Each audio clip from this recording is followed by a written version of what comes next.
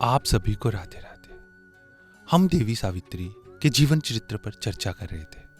हमने जाना था कि सावित्री अपने पति सत्यवान के साथ वन में गई थी। वहां पर उन्होंने फल चुनकर एक टोकरी भर ली और फिर सत्यवान लकड़ी चीरने लगे। लकड़ी चीरते समय कठोर परिश्रम के कारण उनके सिर में दर्द होने लगा। तब सत्यवान सावित्री से कहने लगे कि आज लकड़ी चीरने के कठोर परिश्रम से मेरे सिर में दर्द हो रहा है, सारे अंगों में पीड़ा हो रही है, हृदय दुख रहा है, ऐसा लग रहा है कि कोई शूलों से मेरे सिर को छेद रहा है।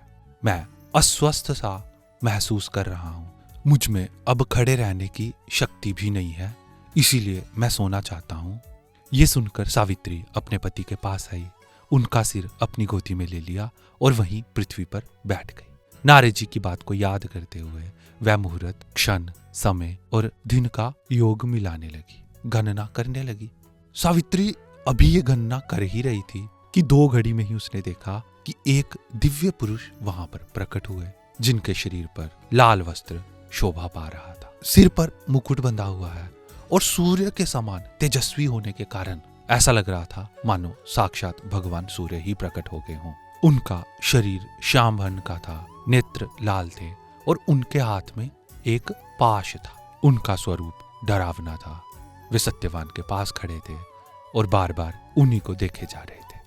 जब सावित्री ने उन्हें देखा तो धीरे से अपने पति का सर पृथ्वी पर रखा और एकदम से खड़ी हो गई, उन्हें प्रणाम किया और कहने लगी कि मैं समझती हूँ आप कोई देवता है, क्योंकि आपका शरीर मनुष्यों के जैसा नहीं है।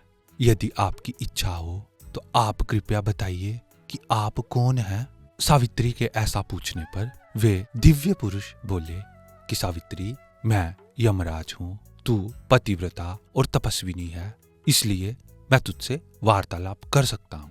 तेरे पति की आयु पूरी हो चुकी है और अब मैं इसे बांध कर ले जाऊंगा।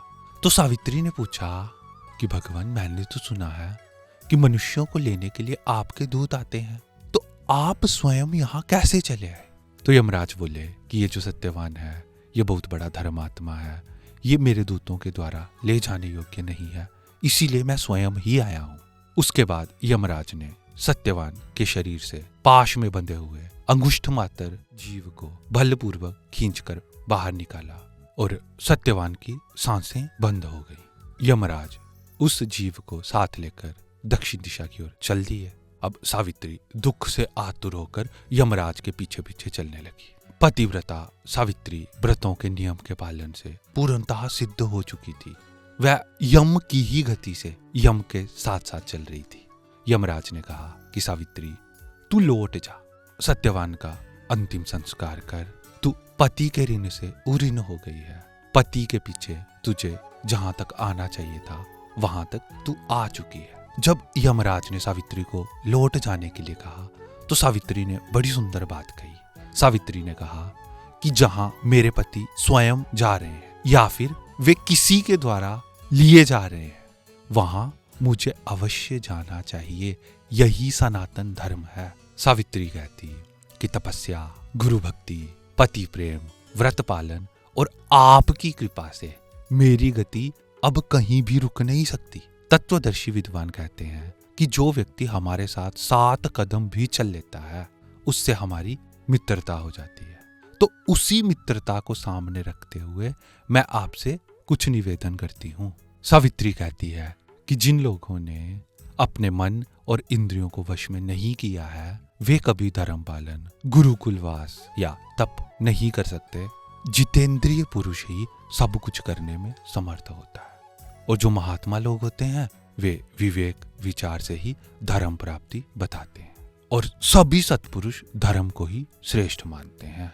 अपने ही वर्ण धर्म का पालन करने से सब मनुष्य उस मार्ग पर पहुंच जाते हैं जो सबका लक्ष्य है। अतः दूसरे या तीसरे वर्ण की इच्छा नहीं रखनी चाहिए। साधु पुरुष केवल वर्ण धर्म को ही प्रधानता देते हैं। तो यमराज प्रसन्न हो गए, कहते सावित्री, तू लौट जा। स्वर, अक्षर, व्यंजन और युक्तियों से युक्त तुम्हारी इन बातों से मैं बहुत प्रसन्न हूँ। मुझसे कोई वर मांग ले, सत्यवान को छोड़कर तू जो भी मांगना चाहे वो मैं तुम्हें दूंगा।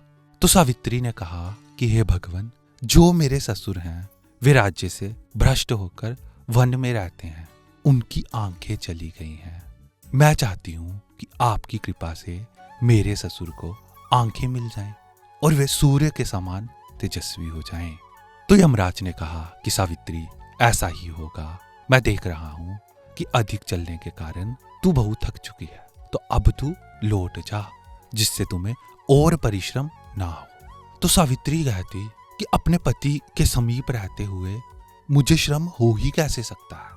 जहां मेरे पति रहेंगे वहीं मैं भी रहूंगी, जहां आप मेरे पति को ले जाएंगे वहां मैं भी अवश्य जाऊंगी। हे देवेश्वर, आप फिर मेरी बात सुनिए। आप जैसे सत्पुरुषों का एक बार का समागम अत्यंत अभिष्ट होता है, तो ऐसे सत्पुरुषों से मित्रता हो जाना उससे भी बढ़कर होता है। आप जैसे साधु पुरुष का संग कभी निष्फल नहीं होता, इसीलिए सदा सत्पुरुषों के ही समीप रहना चाहिए। सावित्री कितनी स्मार्ट थी, कितनी बुद्धिमान थी, यहां से पता चल रहा है किसी से काम कैसे निकलवाना हो सावित्री को भली प्रकार से आता। यदि आपने किसी से कोई काम निकलवाना है ना, तो उनकी प्रशंसा करना प्रारंभ कर दो। सावित्री भी वही कर रही है, यमराज की प्रशंसा कर रही है। एक वर तो यमराज पहले ही दे चुके हैं।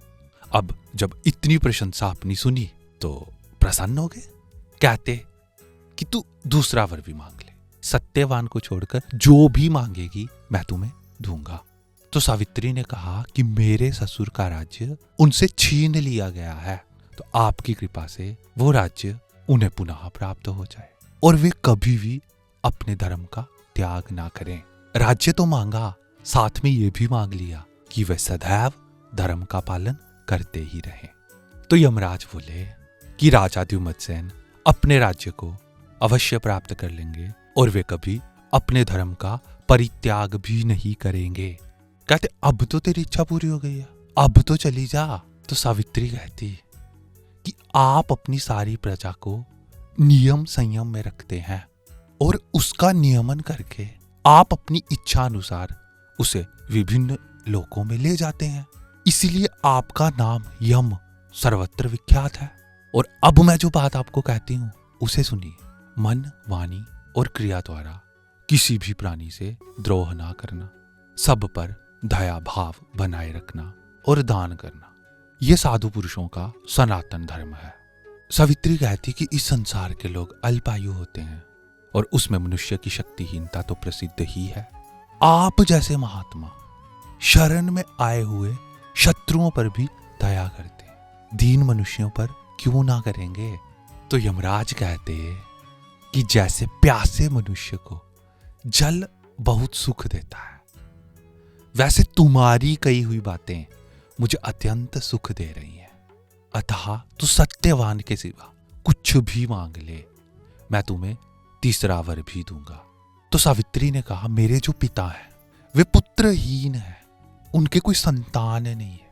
उन्होंने पुत्र प्राप्ति के लिए यज्ञ किया था और मैं प्रकट हुई थी, मेरा विवाह तो हो गया।